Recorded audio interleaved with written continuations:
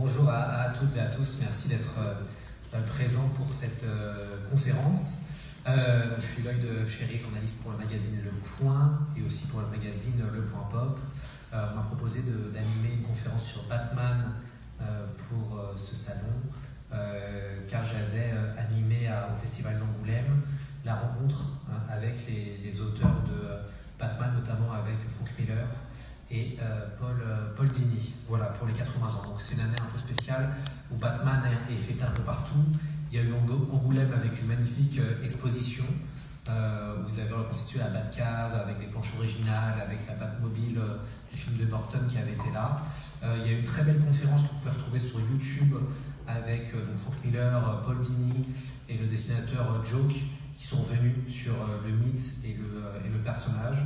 Et là, récemment, France Culture a fait une émission qu'on peut aussi retrouver sur les 80 ans.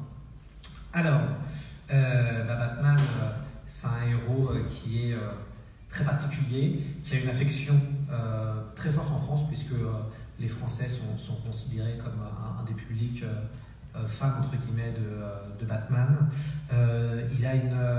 L'aventure Batman est très différente de l'aventure Marvel DC pour la simple et bonne raison que à l'époque où les Marvel sortaient dans les années 60, quand Stan Lee a inventé tous ces héros, rapidement en France on a pu avoir tous les mois en tout cas les magazines Strange notamment qui sortaient. Du coup, le public français a pu être habitué à voir de voir les personnages et de voir les héros évoluer. Avec Batman, ça a été beaucoup plus compliqué. Il n'y a pas du tout eu ça, alors que Batman a commencé dans les années 30, précisément en 1939. Et donc, du coup, ça a été beaucoup plus difficile dans les années, je crois, 70, plutôt 80. Dans les années 80, Batman a commencé à apparaître, mais pas d'une manière régulière.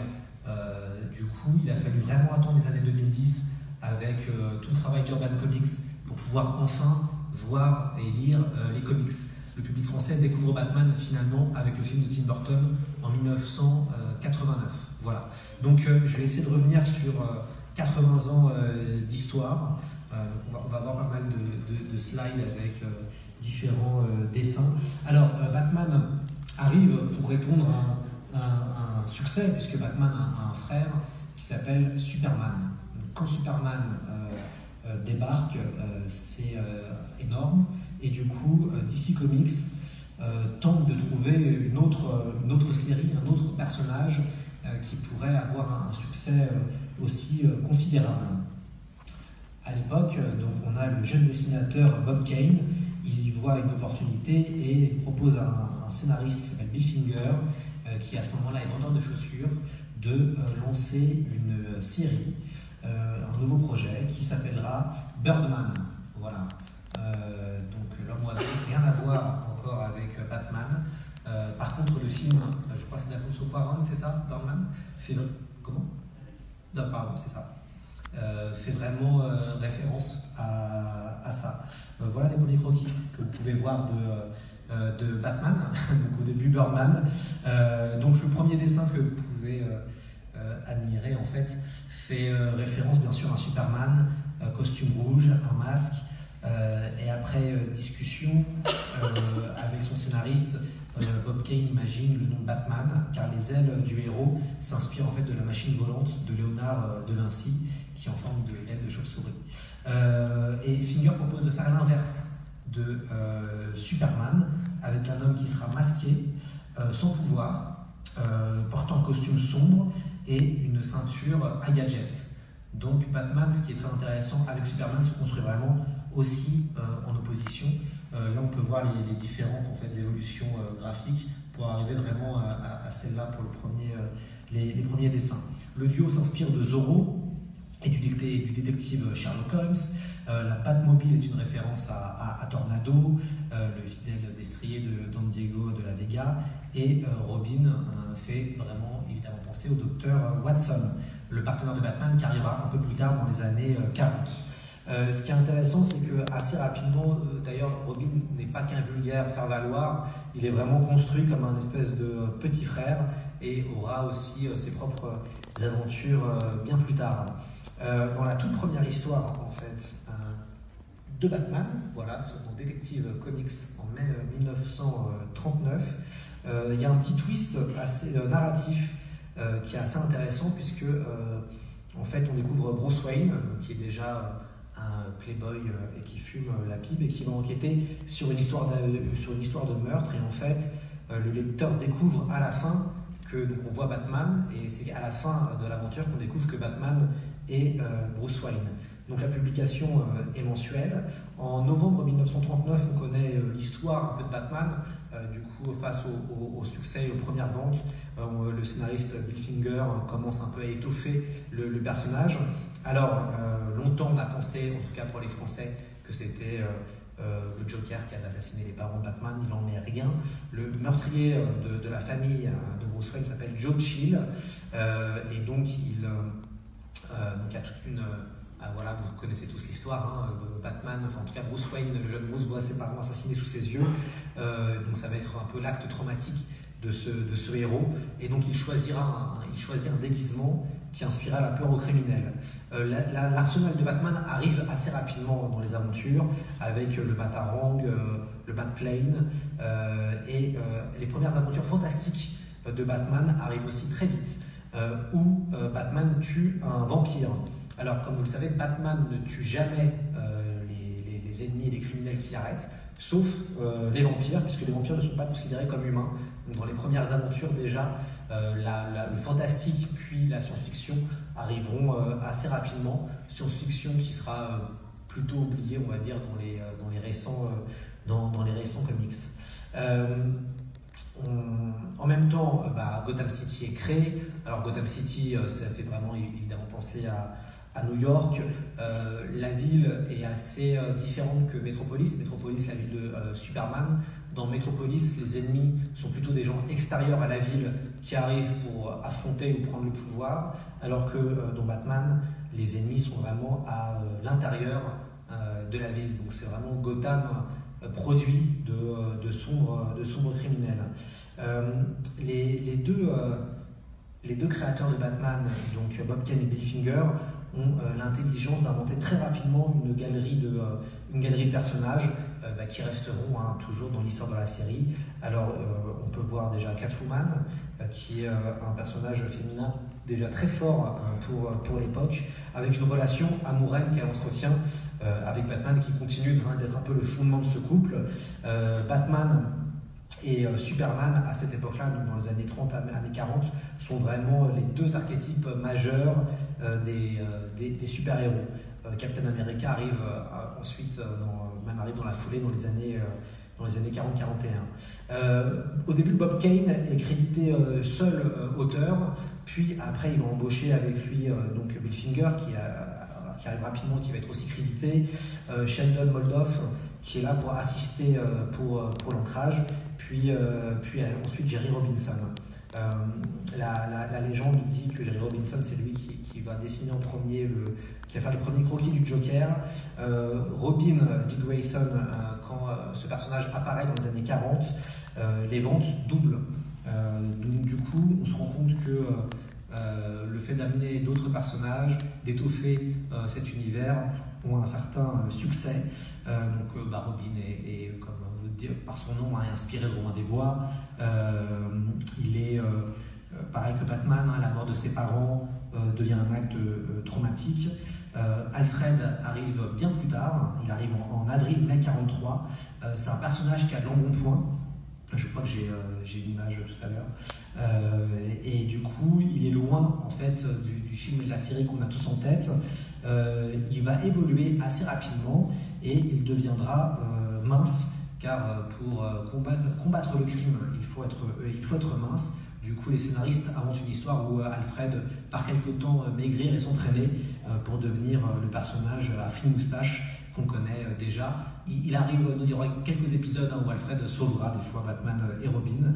La Batcave arrive aussi rapidement et dès 44 en fait, une équipe va se constituer avec différents auteurs et dessinateurs pour faire tourner en fait la machine Batman qui a de plus en plus de succès. Alors, dès les années 40, tout l'univers de Batman est créé, univers qui sera après réutilisé par de nombreux autres artistes Donc ce qui est intéressant avec Batman, c'est que décennie après décennie, on voit des évolutions. Alors on a bien sûr Catwoman, Double Face, que vous pouvez voir justement, et le Pingouin. Je reviendrai à la slide après avec le Joker. Le premier super vilain majeur est Doctor Strange en février 40. Puis ensuite le Joker. Le personnage de Double Face est inspiré de Robert Louis Stevenson et donc du docteur Jekyll et Mr Hyde. Pour la petite anecdote, alors tout le délire entre Harvey et sa fameuse pièce vient que quand Harvey Dent, donc procureur, hein, ça aussi c'était dès le début, trouve la culpabilité de la famille mafieuse du chef, le boss Maroni, donc le chef du clan mafieux, il trouve la culpabilité de ce chef grâce à ses empreintes sur une pièce, en fait. Sur les deux faces, il y a l'empreinte du criminel. Et du coup, Maroni se venge en lui lançant de l'acide. Et à la première, enfin, en tout cas à la fin d'un des numéros qui raconte l'histoire de Double Face, le numéro se termine avec un espèce de cliffhanger où Harvey Dent, qui est donc défiguré, lance la pièce et décidera s'il est noble ou s'il est méchant. Voilà, donc le numéro se termine avec ce lancer de pièce, on ne sait pas. Bon, après, on se doute forcément hein, que la pièce est tombée sur le côté face du crime. Et du coup, c'est comme ça que lance le début d'Harvey, qui au début s'appelait Harvey Kent. Et comme il n'y a qu'un seul Clark Kent, ils ont décidé de changer rapidement ce nom en Harvey Dent. Alors bien sûr, Batman n'est rien sans son meilleur ennemi, voire meilleur ami, le Joker. Alors, le scénariste Alan Moore disait qu'il était le premier punk nihiliste 30 ans avant le courant punk. Le Joker est donc le double négatif de Batman. C'est vraiment le premier grand méchant de la saga. En 1940, Bob Kane et Bill Finger voulaient un personnage flamboyant et totalement opposé au héros. Alors, voilà, on va dire que Bruce Wayne est un playboy, le Joker est défiguré, il ne porte pas de masque, Batman en porte, son costume est de couleur vive, son rêve c'est de créer le chaos à Gotham City, à l'inverse donc de notre justicier préféré qui lui aime ramener l'ordre. Et ce qui est malin, c'est que beaucoup d'enfants ont peur des clowns, et Bob Kane a joué habilement sur cette frayeur, ce qui a aussi aidé sur on va dire l'évolution un peu légendaire du personnage. C'est la qualité des acteurs donc, qui ont joué le Joker, comme Jack Nicholson ou Heath Ledger, qui ont quand même créé une espèce de mythe sur comment jouer le Joker, la folie ou pas, et puis l'utilisation de différents auteurs autour du Joker. Donc là, par exemple, on a la version de Frank Miller, la version Paul Dini qui sera utilisée dans le dessin animé Batman, la série animée. Donc à chaque fois, le Joker est utilisé et réinventé.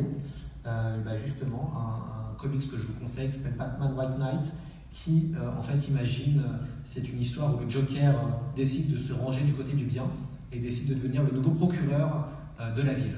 Donc il va essayer il abandonne sa carrière de criminel et va essayer de mettre Batman derrière les verrous, puisque Batman en fait, on reprend la grande thématique de Batman, qui est finalement justicier, mais est-ce qu'il ne crée pas le chaos en court-circuitant à chaque fois la police. Donc une très très bonne série. Ce qui est vraiment fascinant avec l'histoire d'ici et les différents personnages, c'est qu'ils sont réinventés en fait à chaque fois, et de nouveaux scénaristes, de nouveaux auteurs peuvent vraiment proposer des histoires très, très différentes. Alors on continue à avancer.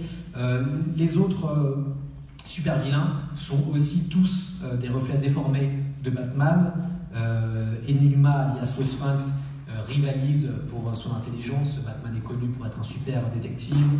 Double Face, c'est l'ancien procureur qui est White, un espèce de chevalier blanc qui s'engouffre dans la folie.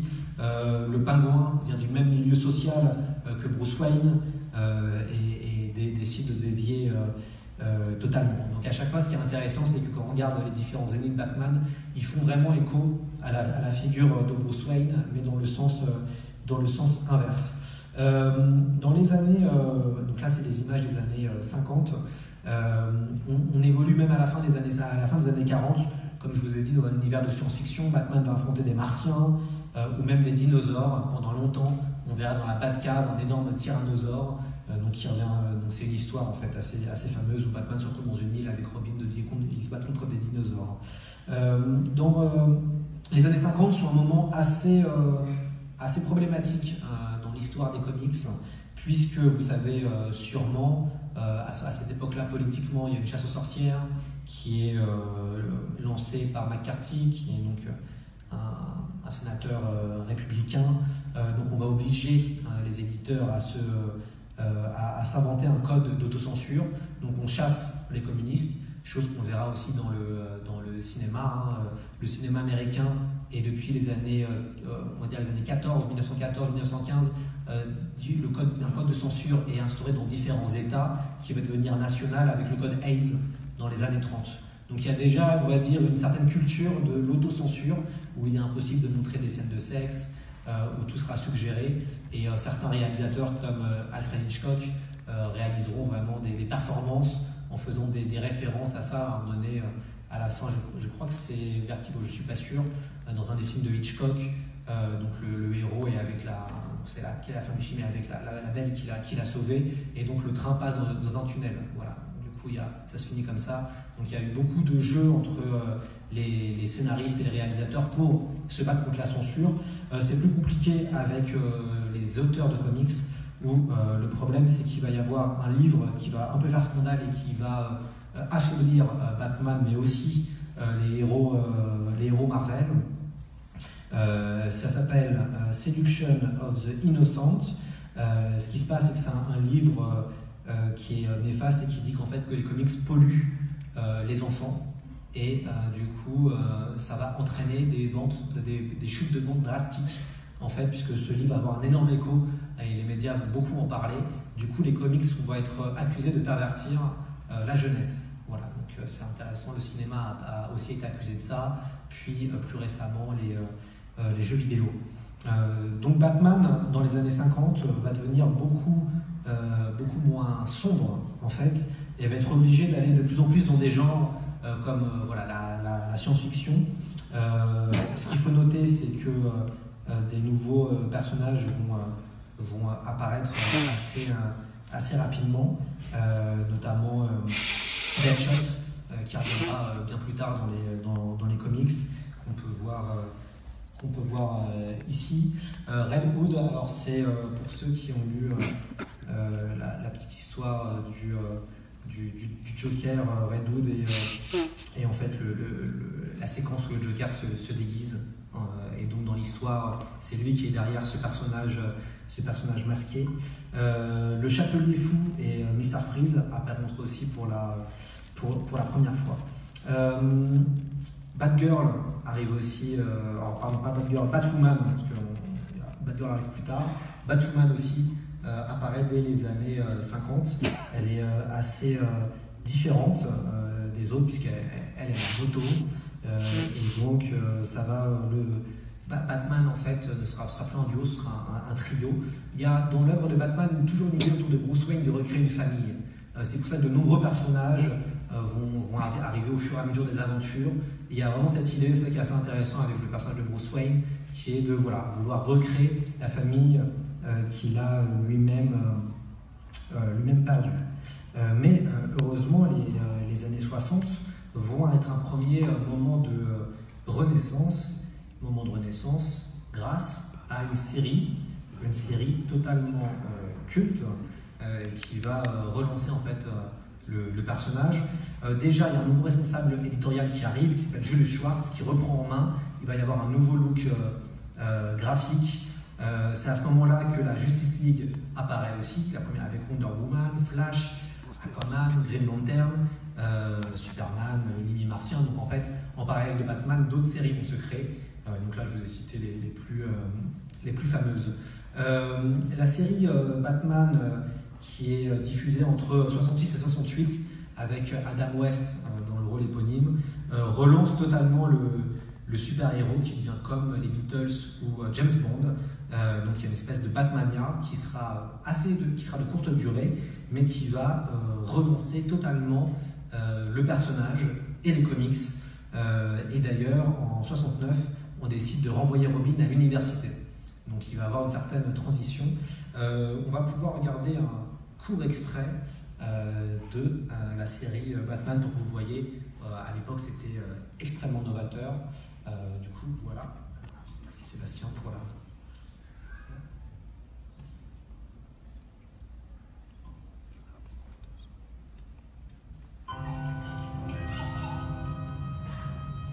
That's okay, Batman. All right. Thanks, officer.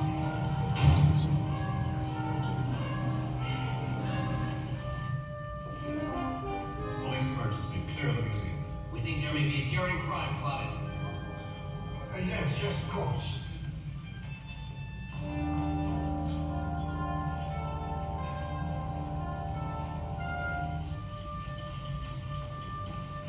Strange. Look. The Joker. He's included in the Comedians Hall of Fame after all. Maybe the paper made a mistake. Or else... Attention, ladies and gentlemen. The museum is now closing for the day. We will reopen tomorrow at 10 o'clock. Move promptly to the exits, please. You were saying Batman or else?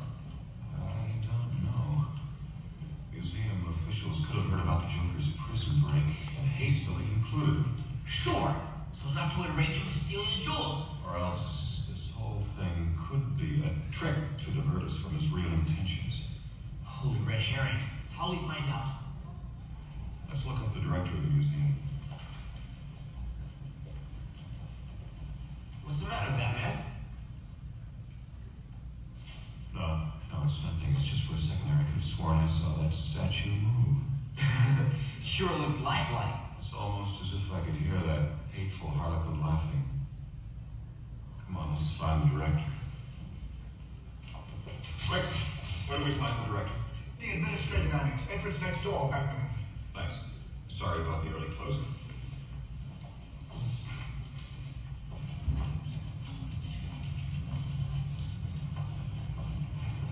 Lock it up good and tight, Gar. The Joker's on the loose again. Don't worry about him getting in here, Batman. No, sir. Once they get these doors locked, the museum's burglary.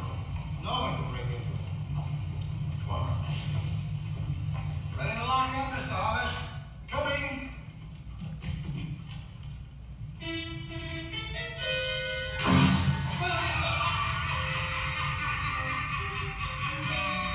Come, my comic cohorts in crime! Come, Oliver!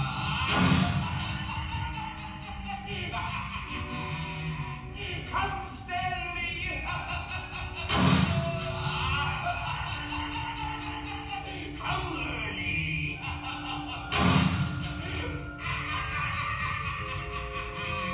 W.C. Fields, come!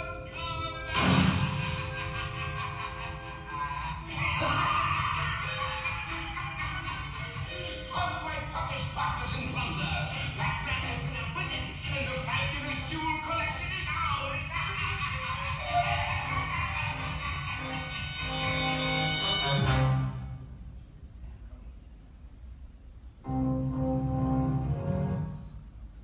Voilà, vous avez un aperçu de la série TV qui sera vue en France et qui aura aussi un fort impact. Donc vous pouvez retrouver sur YouTube une bonne partie des épisodes. Alors, je vais remettre le PowerPoint.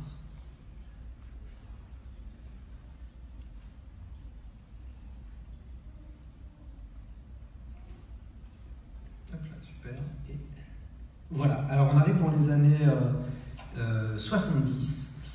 Donc les années 70 vont être un retour aux sources du personnage qui se retransforme en une créature de la nuit.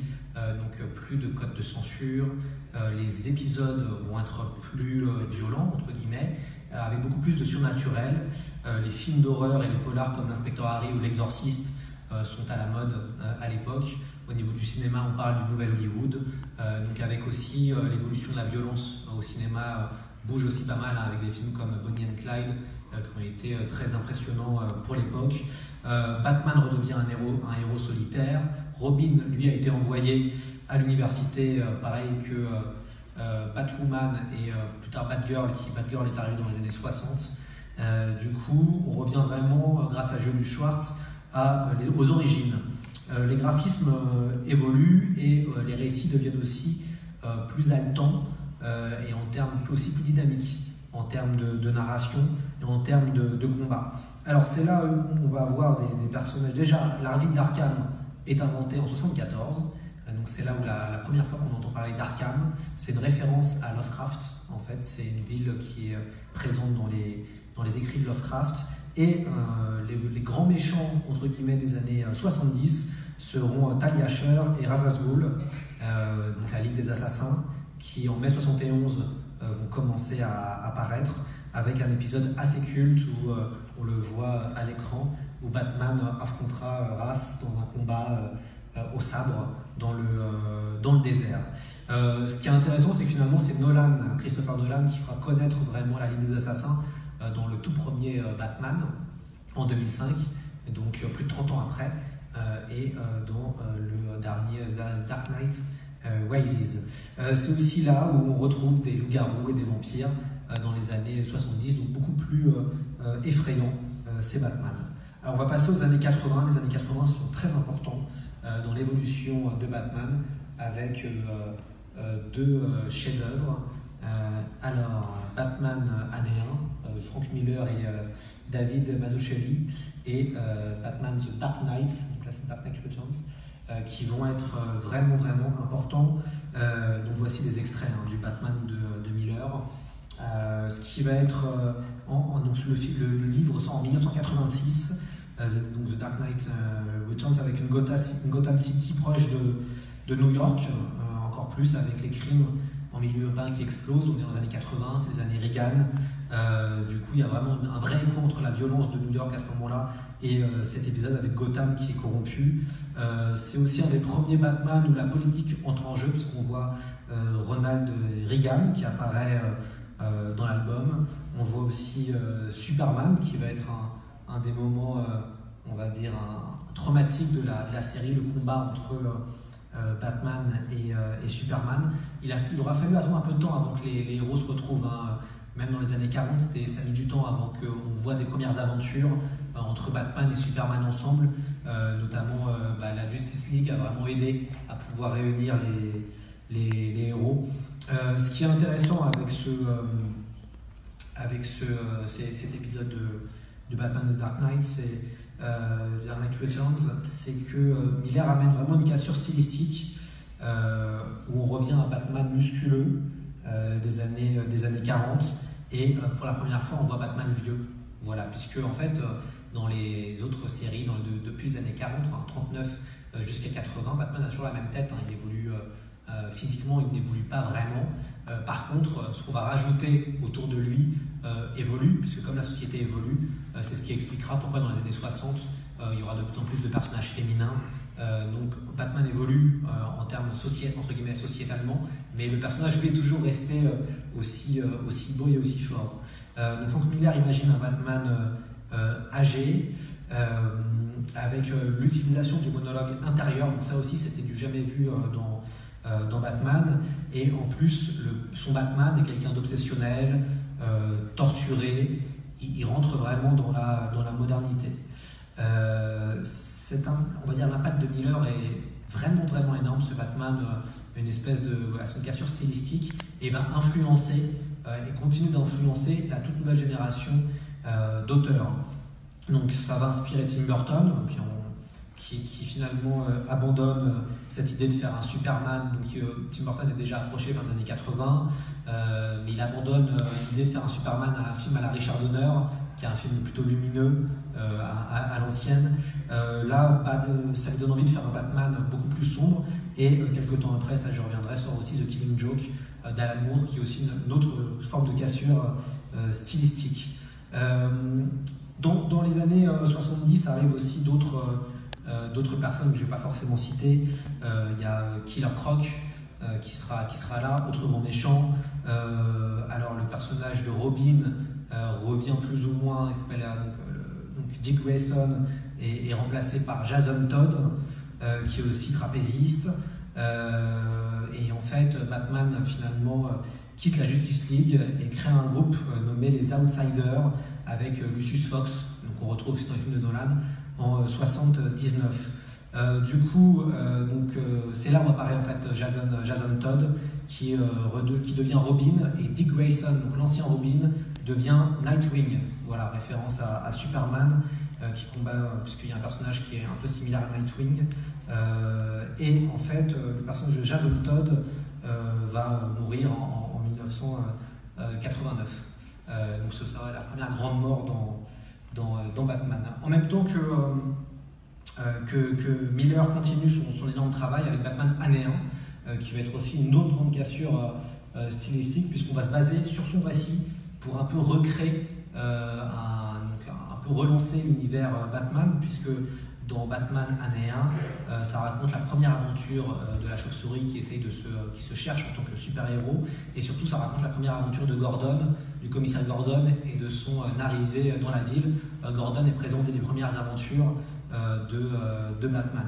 Pareil, c'est Batman année 1, c'est considéré, ça fait partie vraiment des 3 grands chefs-d'œuvre Batman qu'il faut avoir lu. On retourne vers un look assez différent, alors que The Dark Knight Returns a un look beaucoup plus... le Batman est beaucoup plus carré, beaucoup plus imposant physiquement. Là, on est vraiment dans un Batman plus années 40. On trouve un costume d'ailleurs qui est très similaire au premier costume Batman. Il faut savoir qu'en 86, au moment de la sortie de The Dark Knight Returns, 2 chefs-d'œuvre sortent aussi en comics.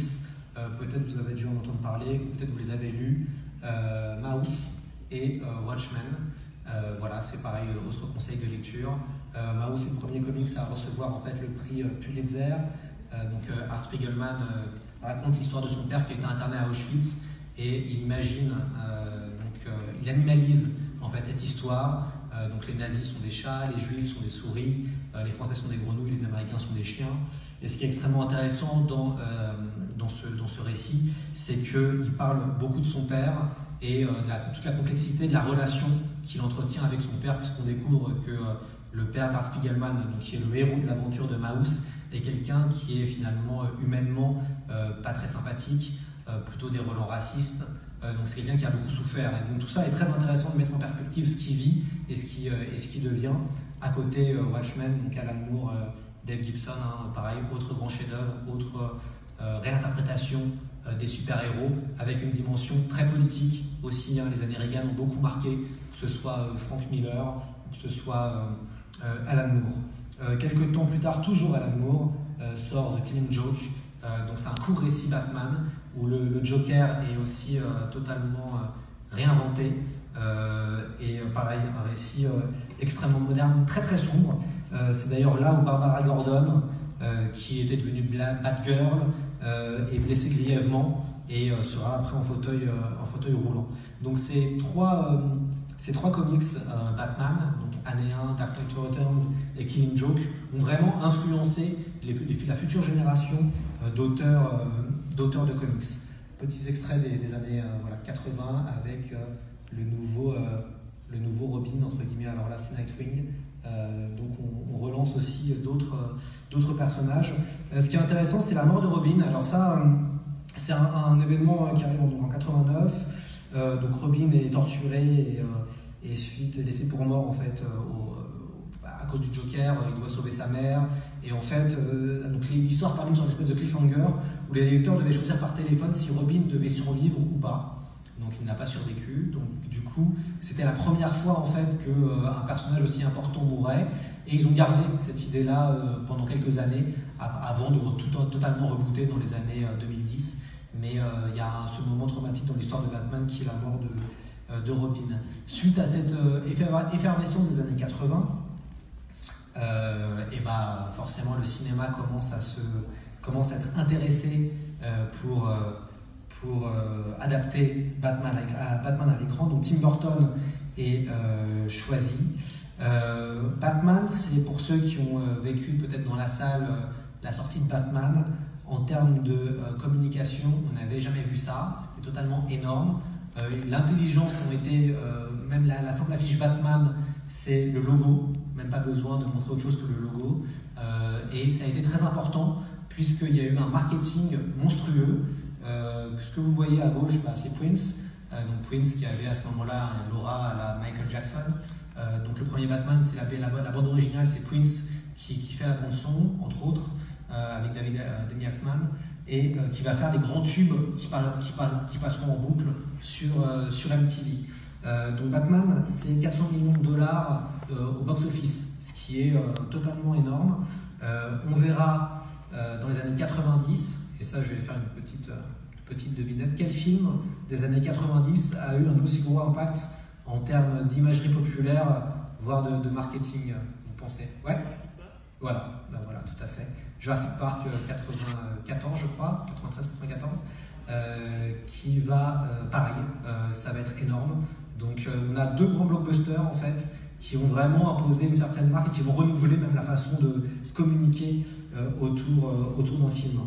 En France, en fait, le film Batman est comme les sorties, entre guillemets, la sortie Batman a été compliquée. Soit on avait la série des années 60, mais assez peu de comics. Du coup, le public français va vraiment découvrir Batman avec le film de Burton. Alors, le film a le meilleur logo du monde, moi, je pense. Mais ce qui est intéressant, c'est que Batman devient à ce moment-là un héros transmédia qui va un peu dévancer les modes de l'époque. Et ça devient vraiment une figure assez inépuisable. À partir du premier film de Burton, les années 90 vont être un grand moment où on va lancer énormément de projets autour de Batman, dont notamment la série animée, qui va avoir un énorme impact. Donc je pense que peut-être pas mal aussi dans la salle ont regardé ça, c'était sur France 3. Et donc ils sont ressortis il n'y a pas très longtemps en Blu-ray, et c'est assez extraordinaire. Moi je les ai revus il n'y a pas très longtemps. Et je suis toujours vraiment agréablement surpris, mais voire admiratif de voir que les histoires ne bougent pas, que ça n'a pas du tout vieilli, que c'est toujours aussi efficace. Et ça, c'est vraiment impressionnant, parce que Paul Dini racontait qu'il y avait un tel engouement suite au film Batman qu'il y avait une grande liberté créative. Du coup, ça a vraiment permis de pouvoir, Batman, la série animée, les gens ont vraiment pu vraiment se lâcher. Le Joker, où la voix américaine de Mark Hamill, a vraiment encore plus... le grand public a d'autant plus apprécié ce personnage. Et puis surtout arrive Harley Quinn à ce moment-là. Donc Harley Quinn, voilà, c'est un peu le jeu de mots de Paul Dini. Et on a une première vraie méchante, puisque Catwoman est entre deux, entre guillemets. Et du coup, avec Harley Quinn, on passe aussi dans une autre époque. Puisque le personnage est maintenant quand même été très moderne, et maintenant c'est elle qui est mise en avant, qui est beaucoup plus limite mise en avant, même titre que le Joker ou que Batman. En même temps, ça me permet de vous parler d'un comics très très intéressant, Dark Knight, une histoire vraie. Donc du coup, Paul Dini, qui est un des scénaristes phares de la série animée Batman et qui a créé Harley Quinn, a été en fait agressé dans les années 90. Et en fait, il raconte son agression et il fait un parallèle avec le Batman. Et ce livre est assez génial parce qu'il y a toute une réflexion sur le fait que lui est créateur. Il est scénariste, il produit Batman, il scénarise Batman. Et dans la vraie vie, quand il a été battu à mort et presque laissé pour mort, il n'y avait personne pour le sauver. Et toute cette BD est une vraie réflexion un peu pour arriver à faire passer ce trauma et cette réflexion de mais voilà, je crée un monde et finalement, est-ce que je suis pas lâche comme personne, puisqu'il montre qu'il a en effet supplié pour sa vie, puisqu'il était vraiment au bord d'être tué. Et du coup, à Angoulême, ça a été extrêmement intéressant, puisqu'il a parlé de cet événement-là, et il s'est mis à pleurer en fait en racontant cette expérience traumatique. Du coup, ça a vraiment, c'était très très fort à ce moment-là, la conférence. Donc, vous pouvez retrouver cette conférence sur YouTube. Du coup, voilà, une histoire vraie, très bon récit que je recommande. Alors, dans les années 90, d'autres personnages commencent à arriver. La série devient beaucoup plus violente aussi. On est dans il y a la mode des serial killers, donc Victor Zsasz notamment, qui est un méchant assez intéressant. On a beaucoup plus de séries qui vont être donc qui vont vraiment s'inspirer de ce qu'a fait Frank Miller et Killing Joke et ces comics-là. Là, notamment, c'est un excellent, l'extrait que je vous ai montré, c'est un long Halloween en fait, de Jeff Loeb et Tim Sale. Ça a été publié en 97 et ça fait partie aussi des les grandes aventures de Batman. On parle, puisque vous savez, Batman va être réadapté dans les années 2020 normalement, ils vont relancer la série. Voilà, certains fans militent vraiment pour que cette histoire soit réadaptée. Dans un long Halloween, en fait, ça raconte comment Harvey Dent bascule dans la folie, et il y a toute une enquête.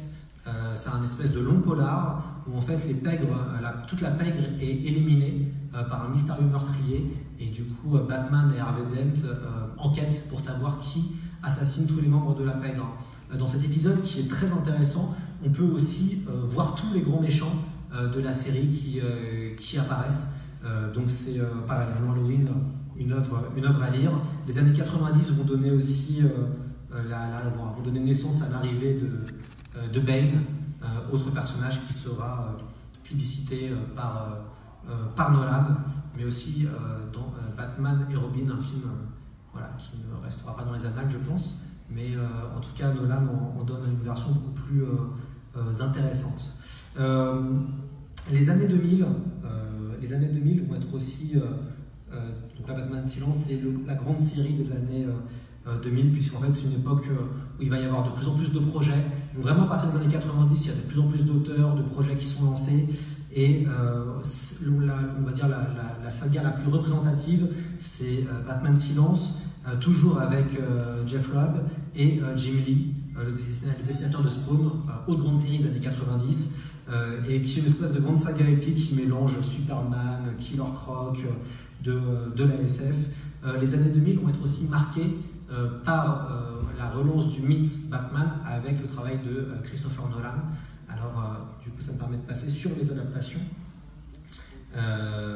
toutes les adaptations de Batman, et on va justement faire un petit test tous ensemble. Vous allez lever la main, on va savoir on va voir qui va gagner, on va dire, la palme du public au niveau de ce Batman. Donc, vous levez la main en fonction du Batman que vous préférez. Alors, qui préfère Batman, le premier de Tim Burton? Ouais, très bien. Qui préfère Batman Returns? Ouais, ça commence à monter. Batman Forever? Non, personne. Non, Batman Forever, ça aurait dû être Tim Burton. Vous voulez réaliser un troisième Batman. Comme il y a eu des grosses polémiques à la sortie de Batman Returns, qui a été jugé trop sombre, scénaristiquement, certains fans n'étaient pas très contents.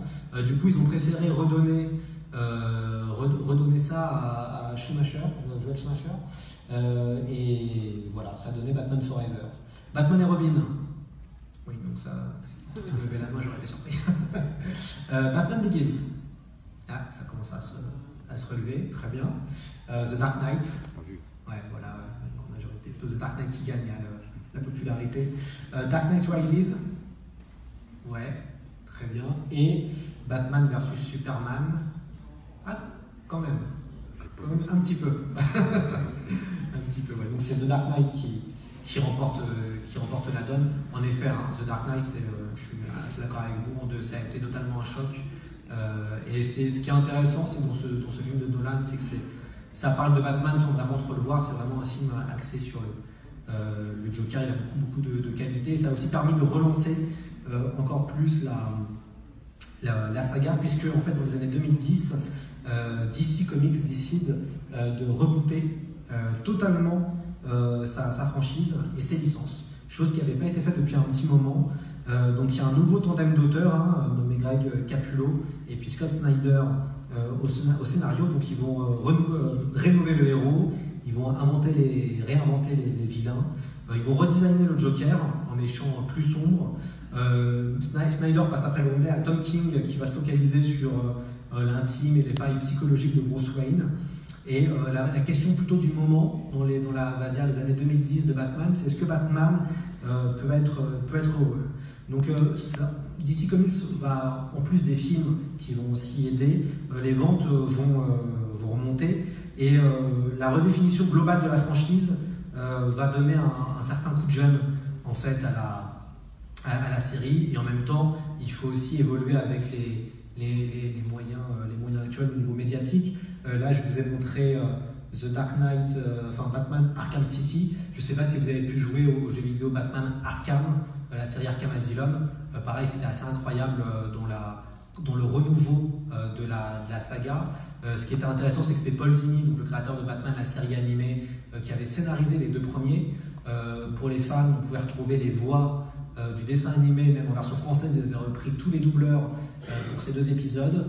Et du coup, Batman Arkham Asylum, qui a été un énorme succès, qui reste le plus gros succès jeu vidéo en termes d'adaptation de comics, prouvait qu'on pouvait vraiment, à chaque fois en renouvelant le mythe et en recréant des nouvelles choses, donner un coup de jeune à Batman. Voici Joke, qui a fait vraiment qui est un dessinateur en fait, qui est très intéressant. Batman Sombre Reflet, c'est une histoire qui est pas mal du tout, qui revient sur le Gordon et son fils, qui serait finalement un espèce de tueur psychopathe. Donc il y a tout un jeu autour de ça. Maintenant, la grande série Batman, c'est la Cour des Hiboux. Je ne sais pas si vous avez pu le lire, mais en tout cas, voilà, c'est la dernière grande franchise qui a été lancée par DC. Et là, on retrouve tous les personnages ensemble avec Tim Drake, Red Robin, Damian Wayne, le fils de Batman.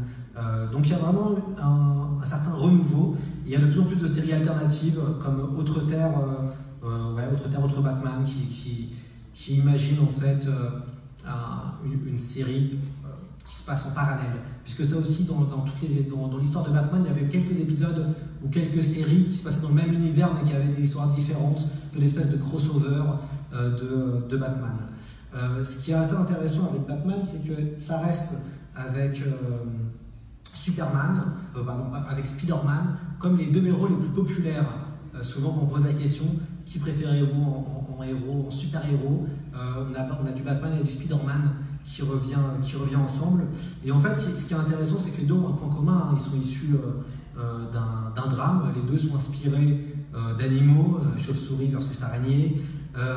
Alors, Bruce Wayne, lui, est trop jeune pour empêcher l'assassinat de ses parents, même s'il y a toute une notion de culpabilité qui est hyper importante dans l'œuvre, puisque souvent, alors ça dépend des versions, mais c'est Bruce qui pousse son père à vouloir aller au cinéma absolument ce soir-là, et du coup ce fameux soir où sa famille est assassinée. Spider-Man, lui, il est marqué par le meurtre traumatique de son oncle Ben, parce qu'il n'arrête pas en fait le vilain qui va tuer son oncle. Donc en fait, il y a vraiment je pense qu'il y a la question de la peur existentielle, et ça parle vraiment aux enfants. Ça, je pense, c'est ça aussi qui, pour beaucoup qui ont commencé à apprécier Batman et Spider-Man, on commence à rentrer là-dedans quand on est enfant, parce qu'il y a vraiment cette peur existentielle de la perte d'un parent, de la perte d'un être cher. Et puis il y a un côté où Batman réalise à la fois le rêve et le cauchemar des enfants. Il est séparé de ses parents, donc quand même il est riche, il est tranquille, et en même temps il se recrée une famille avec Alfred et Robin, et il utilise sa Batcave qui est voilà, un endroit où il y a plein de jouets, des super jouets incroyables. Donc il y a vraiment un jeu qui est très intéressant avec cette figure de Batman, qui en effet, il y a un côté traumatique avec la disparition d'un être cher, et en même temps le côté voilà, libre de pouvoir faire ce qu'il veut.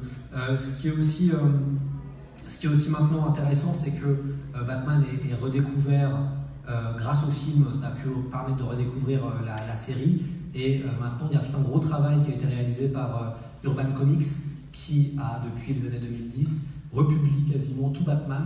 Donc il est vraiment possible de retrouver les premiers, entre guillemets, les grands numéros, les grandes séries fondatrices.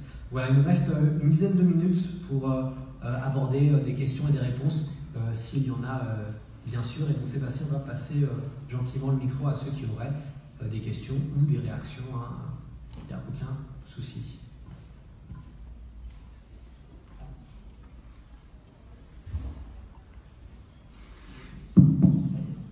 Alors, qui a une question? Toujours difficile de poser la toute première question. Allez, c'est parti. Courageux, merci. Hop.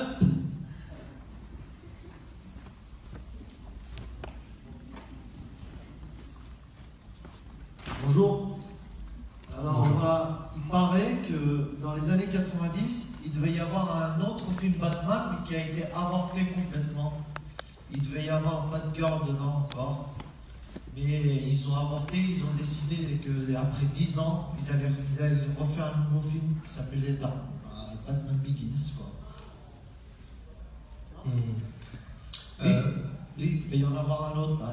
Ça, c'est apparemment ce que j'ai entendu. Après, moi, ce que je sais, moi, finalement, le personnage de Batgirl arrive avec Batman et Robin.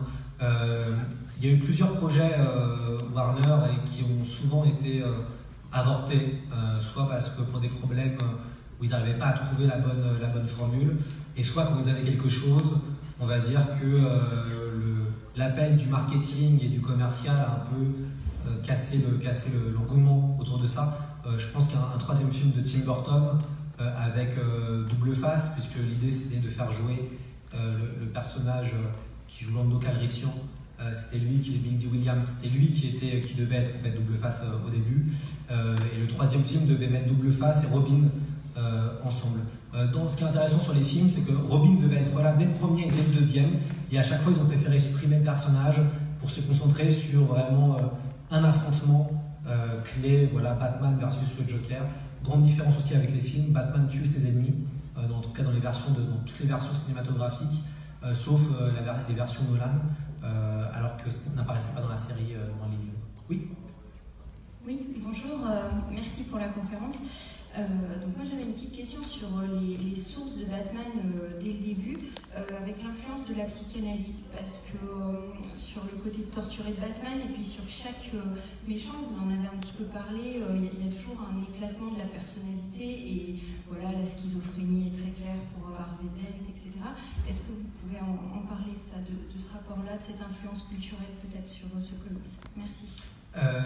Merci pour votre question. Ouais, ce qui est intéressant, c'est qu'au début, je crois pas que Bob Kane et Bill Finger avaient conscience de ça. Ce qu'ils voulaient à chaque fois, c'était de créer des ou en tout cas des miroirs déformés de Batman. Toute la notion psychologique, voire psychiatrique du personnage, est vraiment apparue dans les années 80, 90, 2000, au moment où les récits étaient de plus en plus sombres et de plus en plus violent. Ce qui est intéressant, c'est vraiment dans le Batman Arkham Asylum, le tout premier, où il y a vraiment ce jeu-là, avec notamment l'épouvantail qui arrive dès les années 40, le Dr. Crane, du coup, qui joue beaucoup sur la phobie. Et ça, c'est assez intéressant. C'est à ce niveau-là où la psychanalyse et tout commençait à être connue aux États-Unis, mais c'était assez intéressant de lancer ça dans les années 40 avec ce psychiatre fou et tordu qui joue sur les psychoses des uns et des autres. Oui, ce qu'on retrouve dans Batman, c'est qu'en effet, il y a tout le côté, et les derniers numéros, notamment toute la partie sur la cour des hiboux, traite de ça. Ça veut dire qu'on a quand même un personnage qui est limite schizophrène, qui des fois, et ça c'est intéressant, les récents scénaristes jouent beaucoup sur ça, sur est-ce qu'ils préfèrent, parce que finalement, et même Frank Miller aussi est là-dessus, dans le Dark Knight Returns, Batman s'ennuie, c'est-à-dire que Bruce Wayne, en fait, est passé à la retraite, le crime continue, et en fait, il est plus ou moins affaibli, et c'est en redevenant Batman qu'il revit. Et ça, il y a un côté dont l'œuvre de Miller, c'est extrêmement fort, puisqu'à ce moment-là, le Joker, ainsi que, en tout cas, le Joker est dans un asile psychiatrique et en fait ne fait plus rien, est devenu très calme suite à la fin de Batman.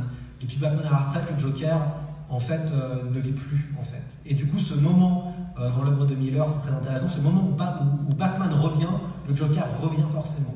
Parce qu'il y aura toujours besoin de cette confrontation entre lui et son meilleur ami et son meilleur ennemi. The Killing Joke, ce qui est extrêmement intéressant à la fin de The Killing Joke, et c'est ça qui est un moment marquant de cette BD d'Alan Moore, c'est de voir à la fin le Joker et Batman rire ensemble.